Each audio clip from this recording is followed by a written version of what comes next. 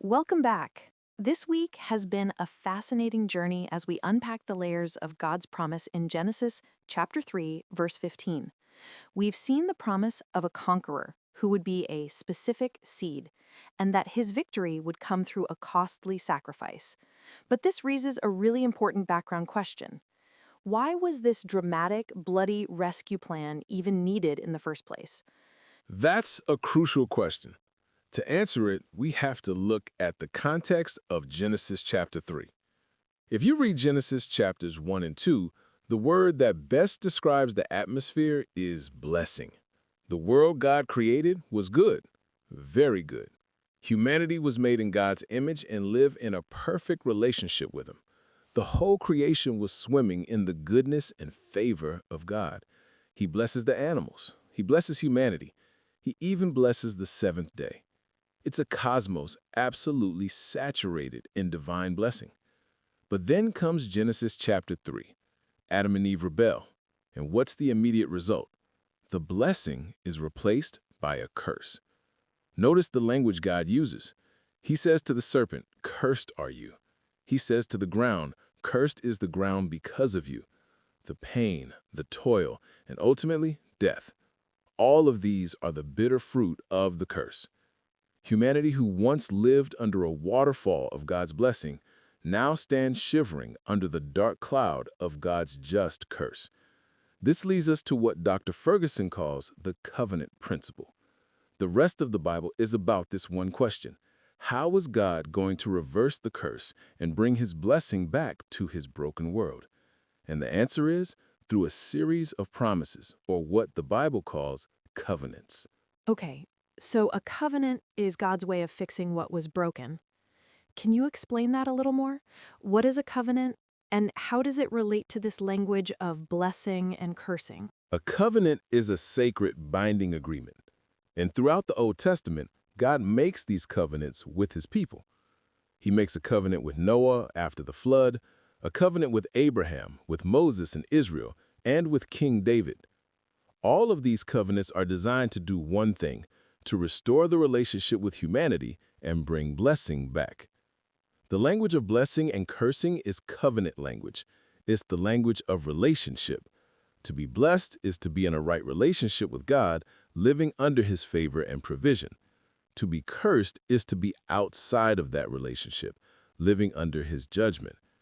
This is seen most clearly in the promise God makes to Abraham in Genesis chapter 12. "I will make of you a great nation, and I will bless you. I will bless those who bless you, and him who dishonors you I will curse. And in you all the families of the earth shall be blessed." God is launching his global curse reversal plan, and it starts with this covenant with one man and his family. So, the story of Israel in the Old Testament is the story of them living within this covenant, experiencing its blessings and curses. That's exactly right. And it's a rocky journey. When they're faithful to the covenant, they experience God's blessing. But when they're unfaithful, when they disobey and worship idols, they experience the curses of the covenant. Exile, defeat, hardship. It's a constant cycle. But all along, this cycle is pointing forward to the need for a better covenant, one that couldn't be broken by human failure. So how does God ultimately reverse our curse? How does he bring us, people from all nations, into the blessing he promised to Abraham? And the answer is, Paul explains it with breathtaking clarity in Galatians chapter 3, verse 13. Christ redeemed us from the curse of the law by becoming a curse for us. For it is written, "Cursed is everyone who is hanged on a tree." This is the great exchange of the gospel. On the cross, Jesus, the perfect, sinless Son of God, willingly stepped under that dark cloud of the covenant curse that we deserved. He took the full weight of God's righteous judgment against our sin upon himself. He became a curse for us, so that, as the next verse says, in Christ Jesus, the blessing of Abraham might come to the Gentiles. He took our curse so we could receive his blessing. It's the most lopsided trade in the history of the universe. He became a curse for us. That's a profound truth. How does understanding this covenant principle help us in our daily lives, especially when we feel far from blessed? It helps tremendously. Many of us live under a kind of self-imposed curse.